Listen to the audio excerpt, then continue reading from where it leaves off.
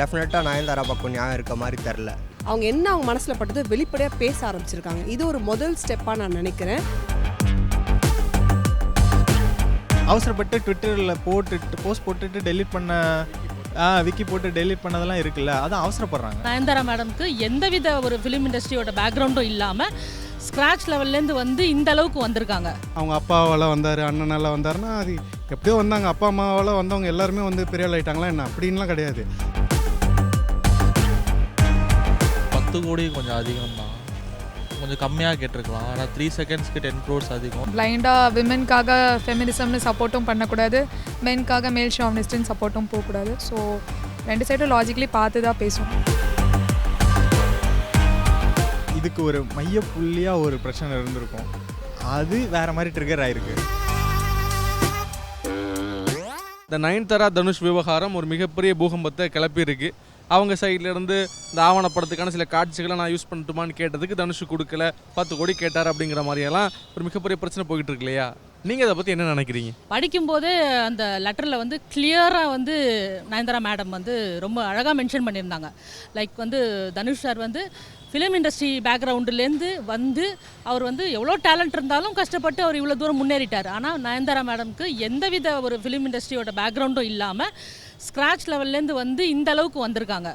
என்னை பொறுத்தவரையிலும் பணம் விஷயன்றது இல்லாமல் சினி ஃபீல்டில் இருக்கவங்க ஒருத்தர் ஹெல்ப் பண்ணிக்கிட்டால் நல்லாயிருக்கும். இப்போ ஒரு ஆஃபீஸில் ஒர்க் பண்ணுறோம், ஸ்டாஃபுக்கு கொலீக்கு நம்ம ஏதாவது ஒரு விஷயம் வேணும்னா ஹெல்ப் பண்ண மாட்டாங்களா? அது மாதிரி ஒரு ஃபிலிம் இண்டஸ்ட்ரியில் ஒருத்தர் ஹெல்ப் பண்ணிக்கிட்டால் நல்லாயிருக்கும்.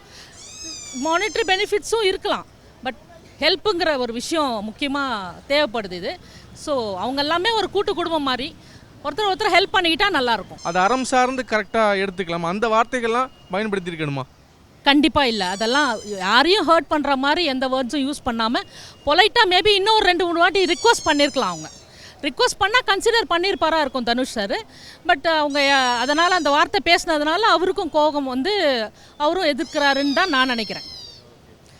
ரிக்வஸ்ட்டு, லவ், அன்பு காட்டுங்க, ரிக்வஸ்ட் பண்ணுங்கள், பொலைட்டாக பேசுங்க, எல்லாமே நடக்கும். இப்போ ஆளுக்கு ஒரு பக்கம் நியாயம் அப்படின்னு பேசிக்கிட்டு இருக்கிறாங்க இல்லையா?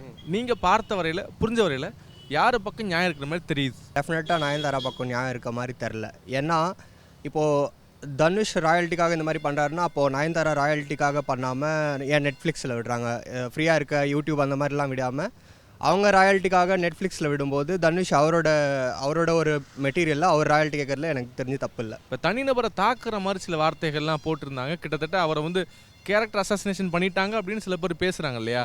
அந்த அறிக்கையில் அவ்வளோ எஃபெக்டிவான வேர்ட்ஸ் அவங்க யூஸ் பண்ணியிருக்கிறாங்களா? அப்படி பண்ண வேண்டிய அவசியம் இருக்கா? அவசியம் இருக்கான்னு கேட்டிங்கன்னா அது இது மட்டும்தான் மேட்ரான்னு நம்மளுக்கு தெரியாது. அது பின்னாடி நிறைய ஹிடன் அஜெண்டாவும் இருக்கலாம். மேபி அதனோட வெளிப்பாடாக அந்த வார்த்தைகள் வந்திருக்கலாம்.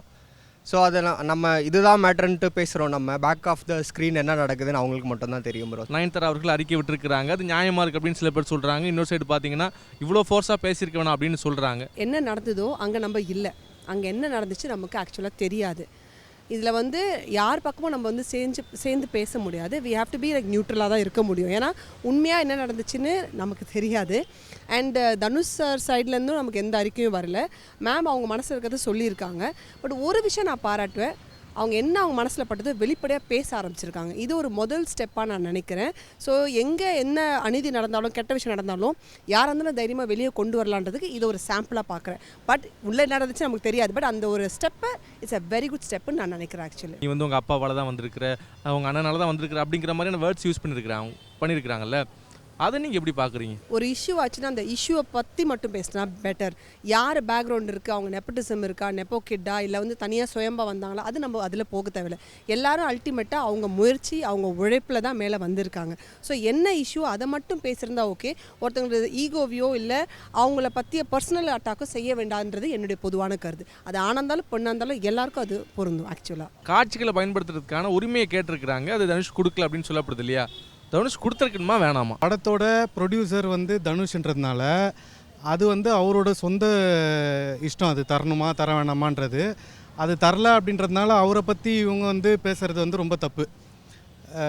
இது வந்து அந்தந்த ப்ரொடியூசர்ஸோட உரிமை. அது அவங்க அப்பாவால் வந்தார், அண்ணனால் வந்தாருன்னா அது எப்படியோ வந்தாங்க. அப்பா அம்மாவால் வந்தவங்க எல்லாருமே வந்து பெரிய ஆள் ஆகிட்டாங்களா என்ன அப்படின்லாம் கிடையாது.